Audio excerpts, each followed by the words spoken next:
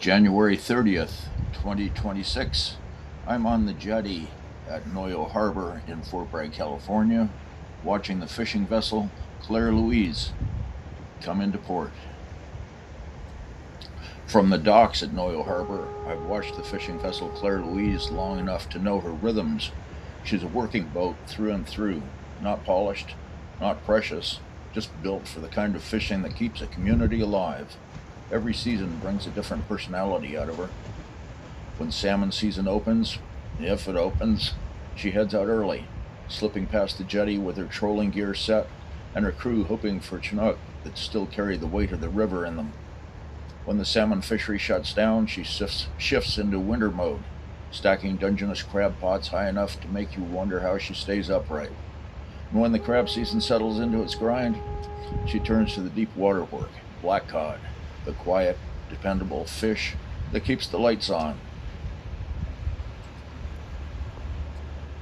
Black cod goes by a handful of names: sablefish, butterfish, even coal cod in some circles.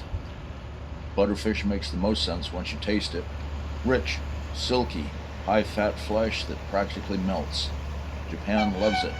West Coast chefs love it.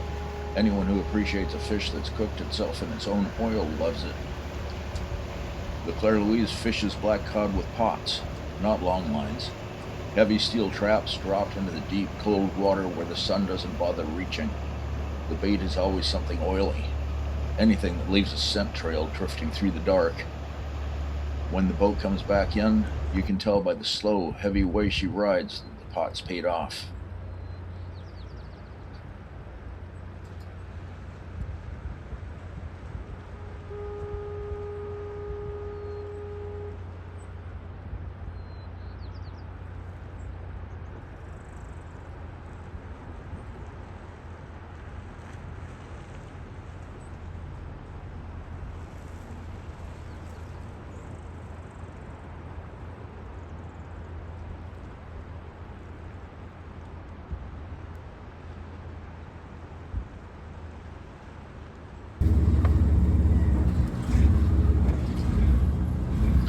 After a long wait in the harbor queue, you ease the Claire Louise towards the buyer's deck.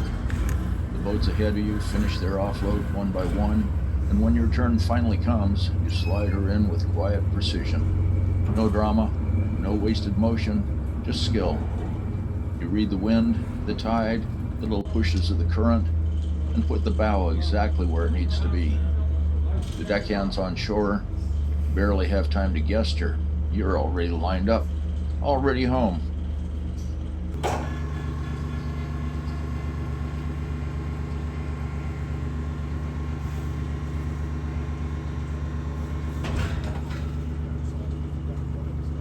Offloading is its own show. The buyers wait at the hoist, ready to take fish headed for export or high-end restaurants. Every black cod is handled like it's made of glass, hand-loaded into the lift, one at a time. They've been resting in champagne ice since the moment they hit the deck. Salted ice, cold enough to keep that buttery flesh firm.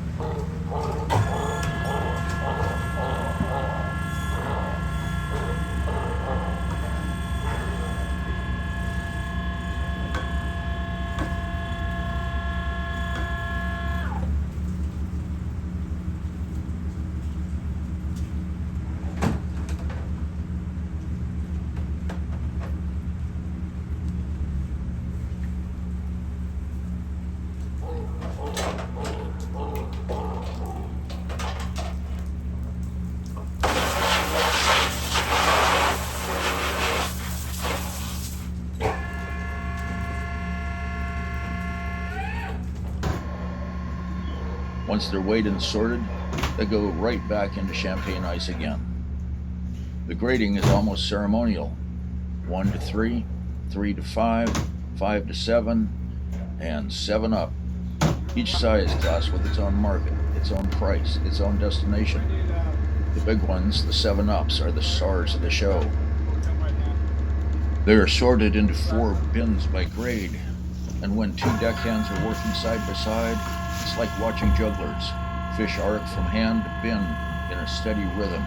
each one placed with care, each motion part of a practiced routine.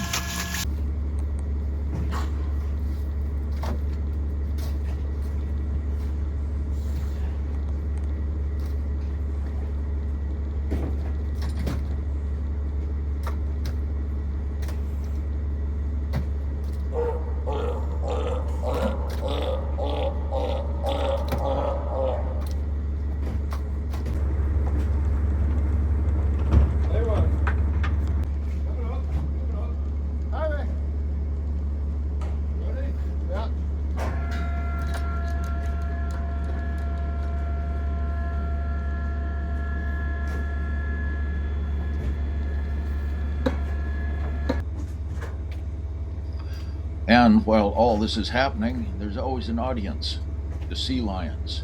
They gather behind the boat like they're waiting for a parade to start. Loud, persistent, and absolutely convinced that today is the day a fish will slip overboard.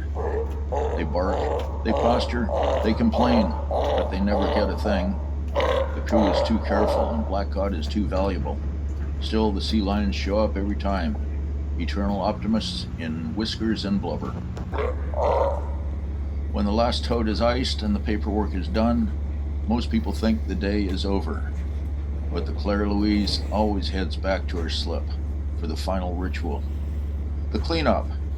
Decks washed, tables scrubbed, gear rinsed and coiled, everything reset so the next trip can start without excuses.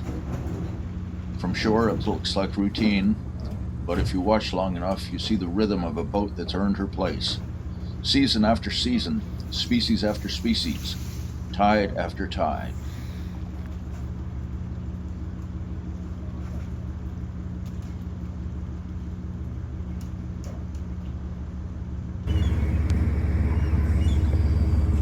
To all my subscribers, thank you. Your support keeps this old dog learning. If you're new here and enjoyed the ride, you can subscribe for free by clicking on my picture at the end of the video. Thanks again for coming along today. Another small slice of real work on the water, from the ocean to the fry pan. Guess what's for dinner tonight?